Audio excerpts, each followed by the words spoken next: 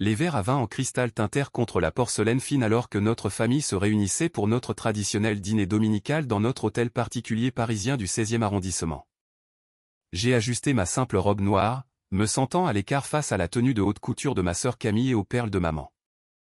Ma sacoche d'ordinateur, contenant 5 années de recherche quantique, pesait lourd à mes côtés. Victoire. Papa a commencé à faire tourner son grand cru de Bordeaux dans son verre. Nous devons discuter du financement de tes recherches. J'ai arrêté ma fourchette à mi-chemin de ma bouche. L'algorithme de stabilité quantique que je développais était l'œuvre de ma vie depuis l'obtention de mon diplôme à Polytechnique. Qu'y a-t-il à ce sujet? Le conseil d'administration estime qu'il est temps de limiter la casse, a-t-il dit en glissant un document sur la table en acajou. Nous vendons la division de recherche. Camille a souri narquoisement derrière son verre de vin. Enfin, ce laboratoire en sous-sol était une honte pour le nom de la famille. Mais nous sommes proches d'une percée, ai-je protesté, le cœur battant à tout rompre. Les tests de stabilité quantique montrent des résultats prometteurs. Prometteur n'est pas rentable. Papa m'a coupé. Le groupe d'acier a besoin de certitude, pas de théorie. J'ai déjà organisé la vente à Eurotech. Maman s'est tamponnée les lèvres avec une serviette en tissu. Ma chérie, il est temps de faire quelque chose de concret. La division de Camille génère de vrais revenus en copiant les innovations des autres entreprises, ai-je marmonné. En gagnant de l'argent, a rétorqué Camille. Pendant que tu joues avec tes équations dans le noir. Papa a poussé les papiers plus près. Signe les documents de transfert. Eurotech offre 2 millions d'euros pour l'ensemble du projet. 2 millions. J'ai failli rire. Papa, les applications potentielles à elles seules sont sans valeur sans preuve. Il m'a interrompu. Signe. Mon téléphone a vibré dans mon sac. Puis encore et encore. Populaire ce soir. Camille a ricané. Avec des doigts tremblants, j'ai sorti mon téléphone. 3 messages de l'Institut national de la propriété industrielle marqués comme urgents ont illuminé mon écran. J'ai ouvert le premier. Brevet de l'algorithme de stabilité quantique numéro 457 892 approuvé. Le deuxième, désignation d'innovation de rupture accordée. Le troisième a fait s'arrêter mon cœur. Offre d'enchères initiale à partir de 3,7 milliards d'euros. Veuillez nous aviser. J'ai levé les yeux vers papa, qui signait déjà les papiers de transfert avec son stylo main blank. À propos de cette signature. C'est fait, a-t-il déclaré en terminant avec une fioriture. Il est temps de rejoindre le monde réel, Victoire. Un timing intéressant, ai-je dit calmement en tournant mon téléphone vers eux. Le bureau des brevets semble être en désaccord au sujet de ces théories sans valeur. Le stylo est tombé des mains de papa, laissant une tache d'encre sur sa nappe blanche immaculée. Le verre de vin de Camille s'est figé à mi-chemin de ses lèvres. La fourchette de maman a heurté son assiette dans un bruit métallique aigu. 3,7. Camille s'est étouffée. Milliards. J'ai terminé. Pas millions. Milliards. Je me suis levé en récupérant ma sacoche d'ordinateur. Et ce n'est que l'offre de départ. Papa s'est précipité sur les papiers qu'il venait de signer, mais j'ai été plus rapide. Ceux-ci, ai-je dit en brandissant les documents de transfert, ne valent rien. Les brevets sont à mon nom, pas à celui du groupe d'acier. Je les ai déposés à titre privé la semaine dernière. Tu ne peux pas faire ça. Papa a bredouillé. L'entreprise a financé. Mon fonds de dotation personnelle l'a financé. Les jeux corrigés. Celui que grand-mère m'a laissé.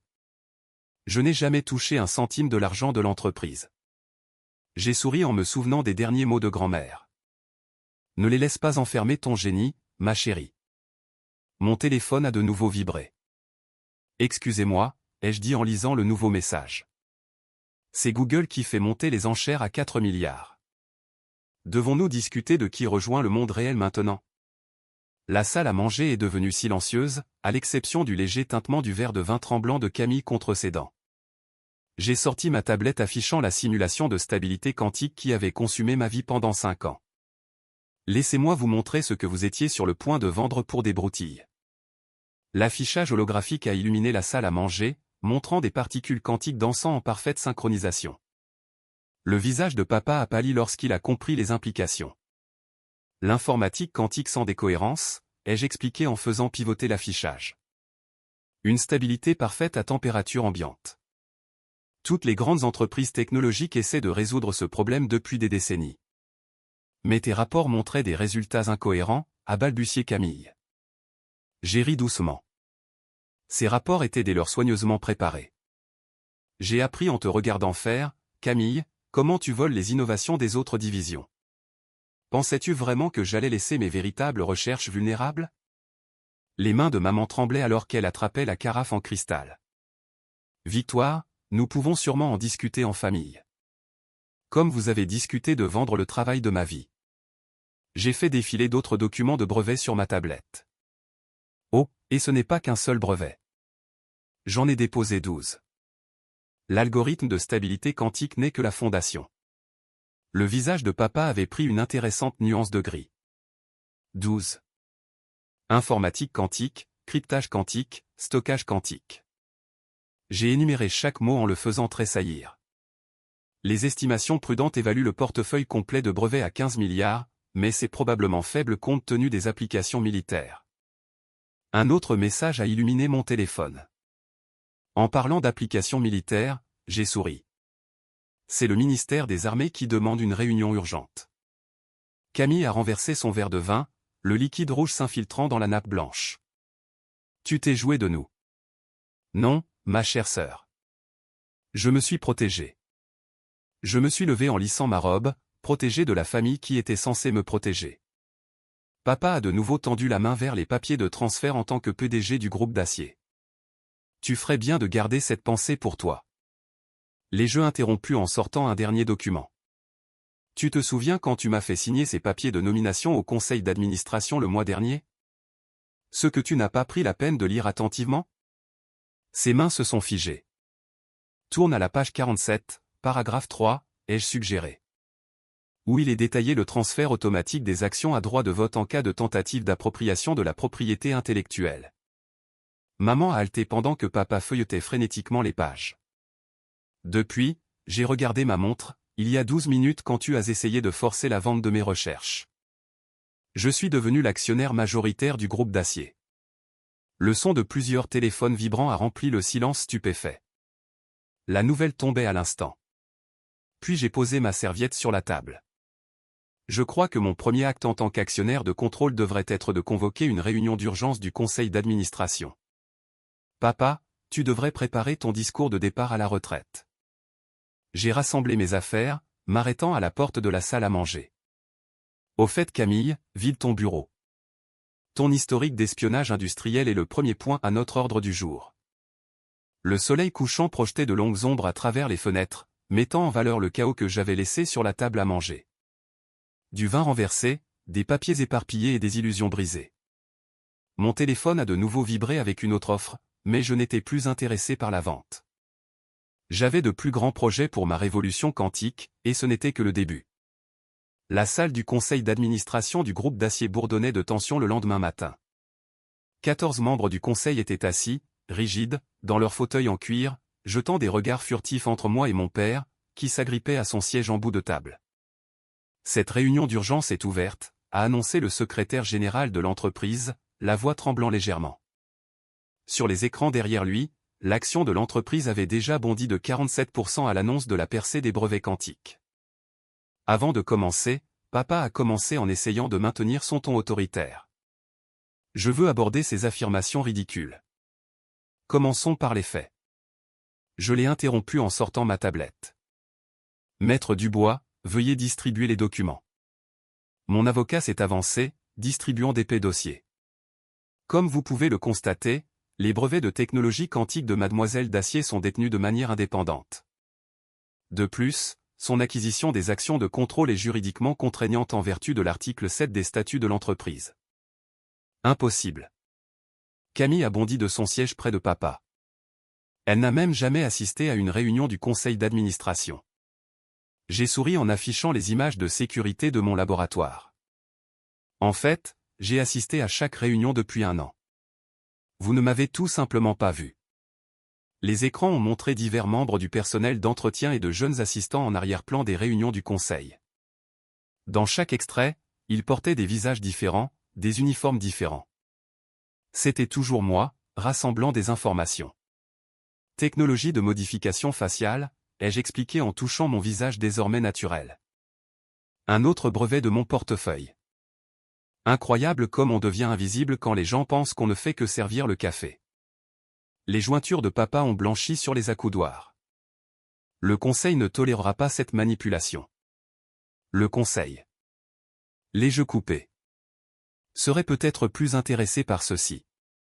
J'ai cliqué sur l'écran suivant montrant des registres détaillés de l'espionnage industriel de Camille. 5 années d'innovation volée, de chercheurs enterrés et de carrières détruites. Tout cela pour maintenir l'illusion de votre précieuse division de l'innovation. Le visage de Camille s'est vidé de ses couleurs alors que ses crimes remplissaient les écrans. Mademoiselle Dacier. Monsieur Laurent du comité d'audit a pris la parole. Que proposez-vous exactement? Je me suis levé, marchant vers la fenêtre surplombant Paris. Le groupe Dacier a été fondé sur une véritable innovation par mon grand-père. Pas sur le vol, pas sur l'intimidation, mais sur de véritables percées. Je me suis tourné vers le conseil. Je propose que nous retournions à ces principes. Mon téléphone a encore vibré. Les enchères pour les brevets avaient atteint 6 milliards d'euros. Je l'ai ignoré. Avec effet immédiat, je restructure l'entreprise. Les chercheurs que vous avez enterrés. J'ai appuyé sur un bouton et la porte s'est ouverte. Un groupe de visages familiers est entré. Des scientifiques et des ingénieurs que Camille avait poussés vers la sortie au fil des ans. Ce sont vos nouveaux chefs de département. C'est absurde. Papa a bredouillé. Tu ne peux pas juste. Je le peux. Et j'ai une dernière surprise. J'ai fait un signe de tête à Maître Dubois, qui a distribué une autre série de documents. La technologie quantique. Ce n'est que le début. Découvrez le projet Phénix. Les écrans se sont remplis de conceptions et de simulations qui ont fait halter les membres du conseil. Même Camille s'est penchée en avant, sa colère momentanément oubliée. Qu'est-ce que c'est? A chuchoté quelqu'un. L'avenir, ai-je répondu simplement. Et il est déjà construit. Les écrans de la salle du conseil ont affiché une immense installation souterraine sous mon petit laboratoire en sous-sol.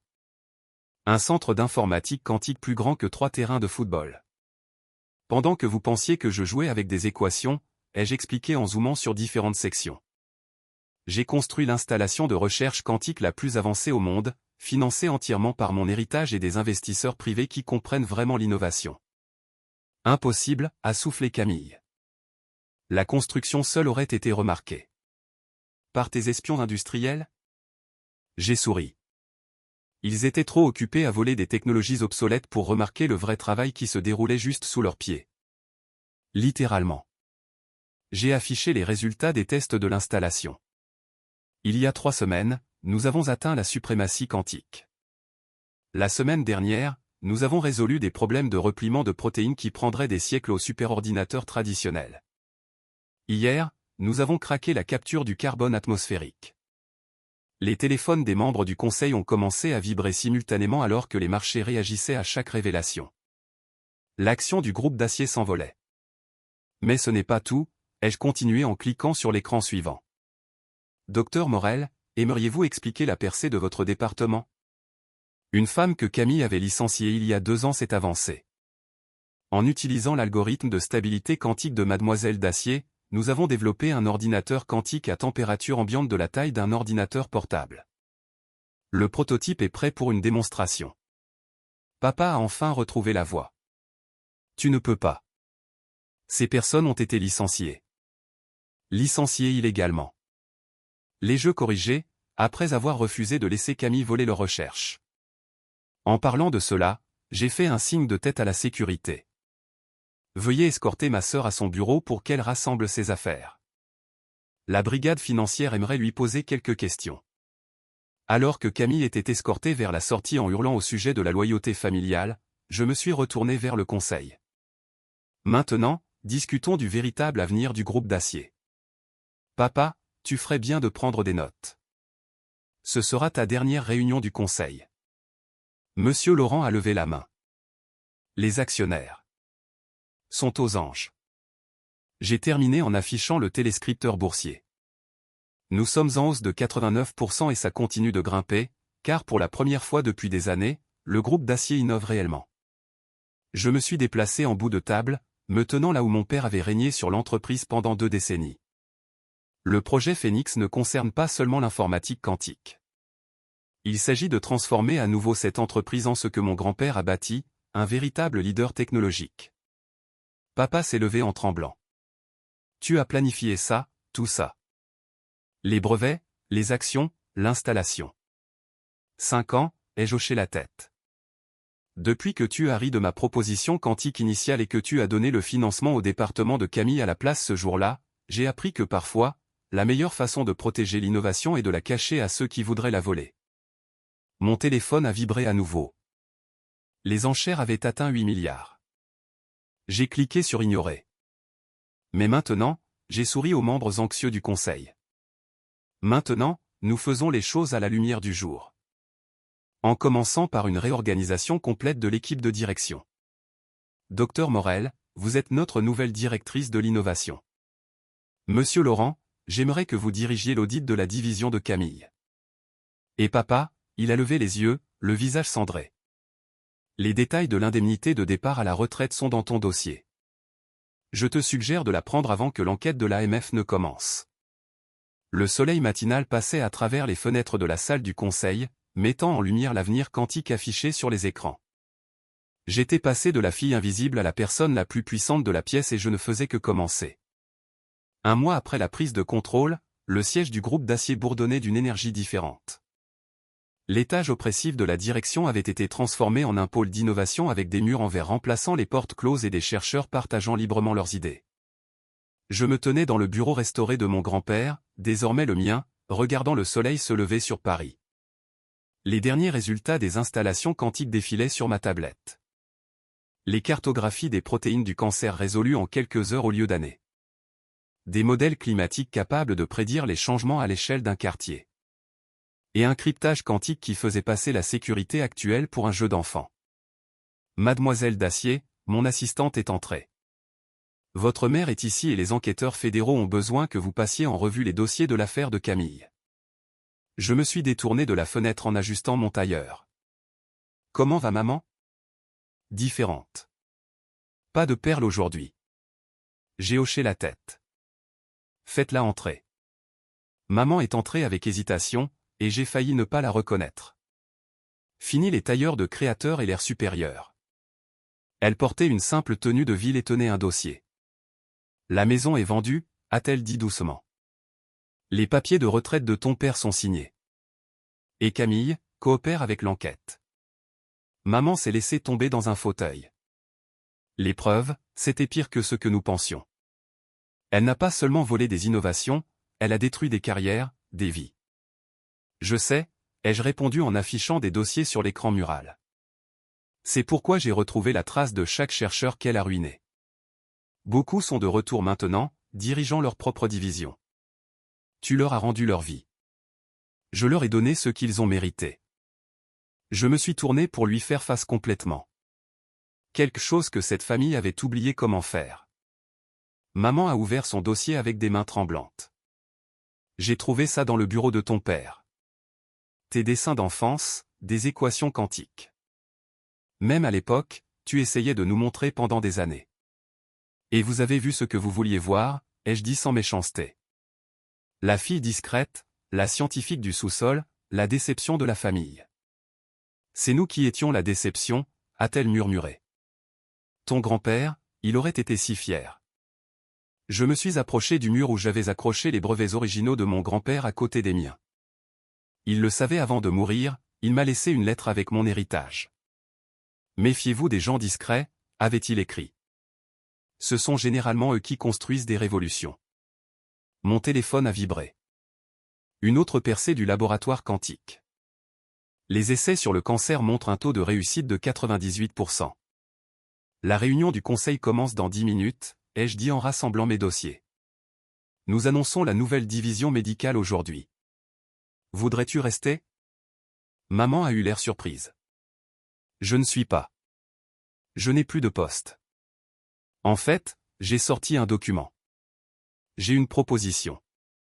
La fondation caritative de grand-père a besoin d'être restructurée. Elle devrait financer de jeunes scientifiques, pas des abonnements à des cercles privés parisiens. Intéressé? Ses yeux se sont remplis de larmes, après tout ce que nous avons fait. Le passé est le passé, ai-je dit fermement. La question est, qu'allez-vous construire maintenant? Les portes de la salle du conseil se sont ouvertes et le docteur Morel est entré avec l'équipe médicale, leur visage rayonnant d'excitation. Une autre percée quantique prête à changer le monde. Il est temps de commencer la réunion, ai-je dit à maman. Tu te joins à nous? Elle s'est levée en redressant les épaules. Oui, il est temps que j'apprenne à quoi ressemble la véritable innovation. Alors que nous marchions vers la salle du conseil, mon téléphone a vibré à nouveau. L'action avait atteint un nouveau record historique. Camille avait plaidé coupable à tous les chefs d'accusation, et la retraite de papa était officielle. Mais ce n'étaient pas les messages qui comptaient. Celui qui comptait venait du laboratoire quantique. Essai clinique approuvé. Premier patient prêt. Nous allons sauver des vies. J'ai souri en pensant aux mots de mon grand-père. Les gens discrets construisent des révolutions. Et ma révolution ne faisait que commencer.